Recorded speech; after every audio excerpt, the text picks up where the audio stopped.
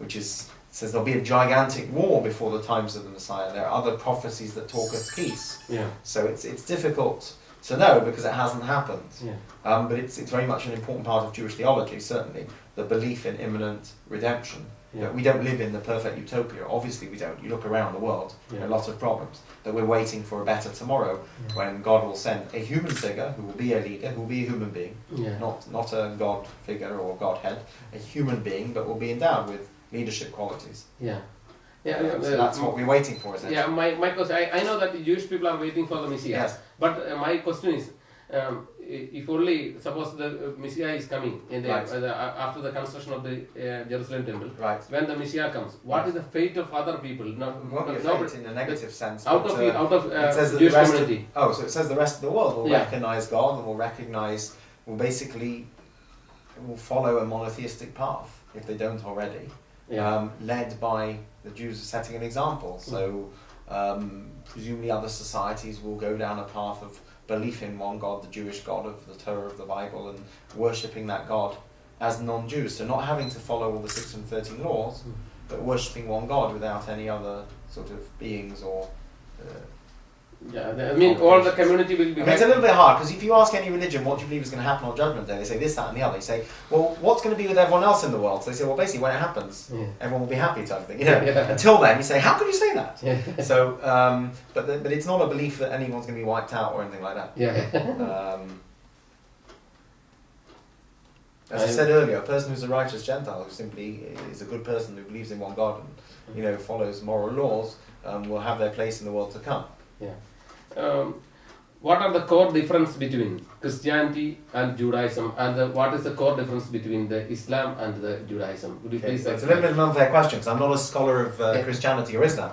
I would say the major differences are, to my knowledge, and Christianity obviously has a very broad, encompasses many different branches of Christianity, as does Islam. But at its core, obviously Judaism is, as I used to say, Judaism sort of stops at the end of the Old Testament, as it were. We don't call it the Old Testament because it's just, for us, it's the Bible. So the New Testament is not part of our tradition any more than the Sikh writings are part of the Hindu tradition. It's just not part of our tradition.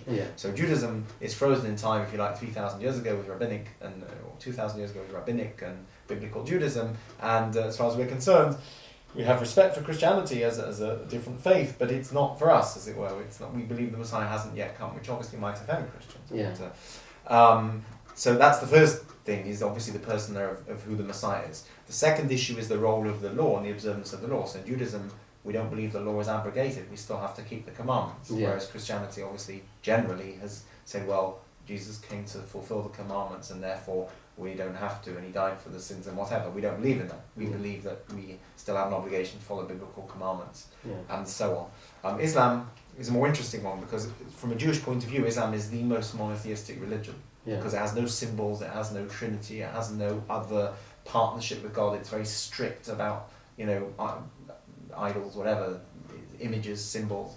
So Islam has a lot in common with Judaism, and when you take out the political issues of the 20th century, if you like, what's interesting is the Jewish communities in Islamic countries, particularly those that now, let's say, moved to Israel from Libya, from Yemen, from even Iraq and places like this, were very strong, very deeply religious cultures. And it seems we're very respected in their countries. Tunisia, Morocco, Algeria, all these places have Jewish communities, which after 1948, many of them moved to Israel, and there were obviously tensions in the Middle East.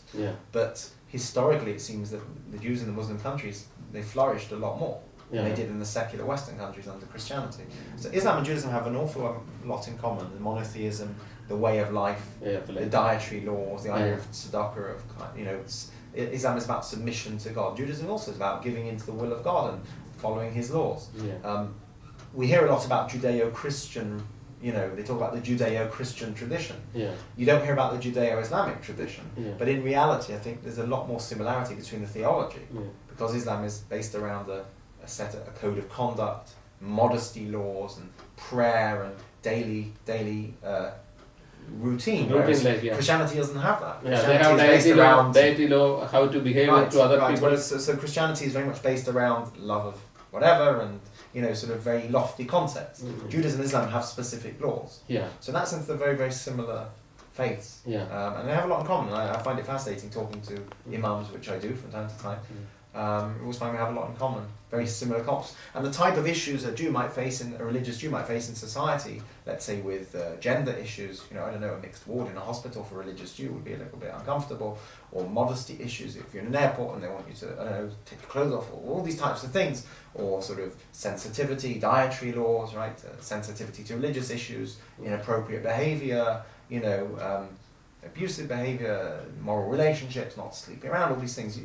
A religious Muslim, religious Jew will have very similar challenges in life. I'm not saying religious Christian wouldn't, but I know from talking to Muslims have very, very similar challenges. We're worried about how our kids are growing up, we're worried about the influence of TV and movies. It's very interesting, very, very similar cultures. Yeah. When you take away the political issues, if you like. You are not watching, normally the Jewish people is not watching TV. Jewish people are watching TV, so a lot of Orthodox Jews are very careful about what media they allow into their homes. The same like... myself included. Yeah, the Christians also some born again Christians. Yeah. They are not using the TV. They are not using any. We don't personally own a TV set. Well, we do. We watch DVDs on it for the kids. The truth is, there's a lot. I watched TV growing up as a kid, but now there's a lot of rubbish on. And you know what? I don't want my kids to be influenced by that, and they are. They copy what they see. When I pray in the mornings, I put on my talit, the prayer shawl. Okay, I should probably demonstrate it. Anyway, so. My 2-year-old kid puts a blanket over his shoulders and does this like he's praying like his father. Now tell me kids don't copy what they see. That's a 2-year-old, he doesn't speak yet. A 1.5-year-old even. And that's what he's doing. So kids copy what they see. I don't want my kids to see violence and, whatever. Yeah. So the more orthodox world, people are very strict, they're very discerning about the culture that they allow into their homes, yes. Yeah. Which again is probably shared with other religious people as well. Yeah. Do you feel any discrimination in this society, in English society? It's a little bit of a difficult question because obviously I work in a Jewish environment, so I don't have any problems with observance of religion. I think nowadays generally people are very accommodating of religious practice. Yeah. If anything, the greatest challenge is for a Jew in the 21st century, let's say, who owns his own business, to close on a Saturday for the Sabbath and realise that he's going to miss a day's business. He says, I have to stay open in order to stay competitive. I don't think the pressure is from outside. There might be certain professions where it's almost impossible not to work on a Shabbat, maybe the police force even. Though I think generally people can swap shifts and things. But in general, people are very understanding of religious practice. Yeah. Listen, let's say you're a Jewish policeman, so you'll swap with a Muslim colleague. You'll work Fridays, he'll work Saturdays, or something like that. I know a lot of the Jewish Jewish doctor was telling me he always works the Christmas Day shift, so his Christian colleagues can have a break, and sure they swap over in Yom Kippur. I'm sure they do the same thing. I think generally society is very tolerant, and the truth is, the Jewish community, generally speaking, is middle class. It's professional. It's established itself. Certainly, let's say here in Liverpool.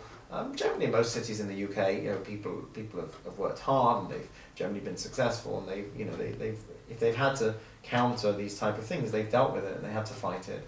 Perhaps their parents and grandparents had more of the challenges, but thank God, I think we've carved out our place in society, and I don't think we're disadvantaged in that sense, and we're probably overly represented in universities and professions, if anything. Yeah. There's a lot of emphasis on higher education, on study, on professional practice and so on in the Jewish community. People want their kids to succeed, sometimes too much so. I often get asked if my parents were disappointed that I became a rabbi. I say, no, thank God, they're very supportive, but they're both academics. They say, did they want you to go into it? I said, no. But in this society, you have got enough opportunity for flourishing in this society. I think so. But I must tell you, I had a colleague when I was in Cardiff who had been teaching for many, many years in the school system. He said there was still a lot of what you would call the old boy network, old school anti-Semitism. So it's not people spitting at you in the street, but it might just be that you apply for a job and your name is Schwartz, and maybe you get black, or certain clubs that you'll get blacklisted and things like this, which I always think is a bit. Yeah, we are also facing the same problem. For sure. But I don't think it's generally a problem in daily life. I feel that, and probably like any immigrant community, that's why people started their own businesses, because if they couldn't find employment for whatever reason, so they started their own businesses. They started their own practices, or they went into professions where they didn't have to rely on somebody else to employ them. Yeah. Could you please explain the type of family system of Jewish people follow, especially your marriage system and the woman's status in Jewish community, please? Right. So again, it depends. there's always been a lot of emphasis, and Jewish parents are desperate for their children to get married. They want to have grandchildren. They want to have Jewish grandchildren. In Judaism, the religion goes by the mother. Yeah. So if the mother's Jewish, the kids are automatically considered Jewish. If the father's Jewish and the mother's not, they have to convert.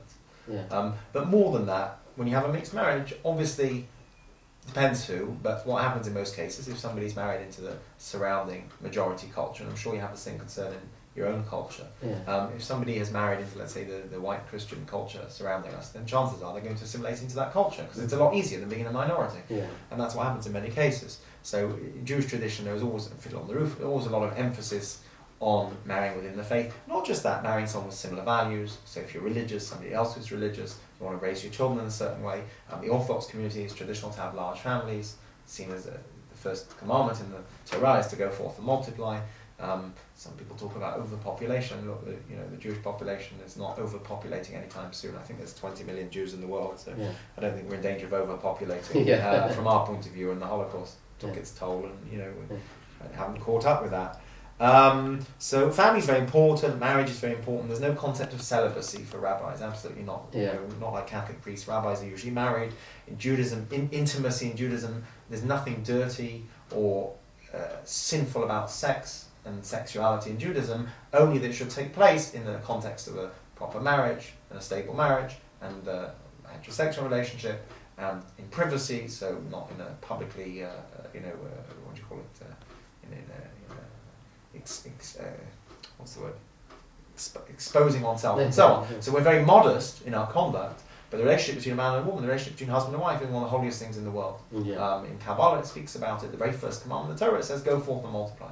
So whereas other religions might say it's a sinful thing or it's a lustful thing, Judaism doesn't say that, as long as it's in the right context. Intimacy in the family and sexuality and marriage is a very prized, very holy thing in Judaism, and everything it represents. And the act of union between man and woman is also a very holy thing, not just with regard to procreation, but in general, the whole, what it represents, the two halves of the soul coming together. When you marry your soulmate, it says from predestined from before you were born, and therefore the act of physical intimacy is a spiritual act as well.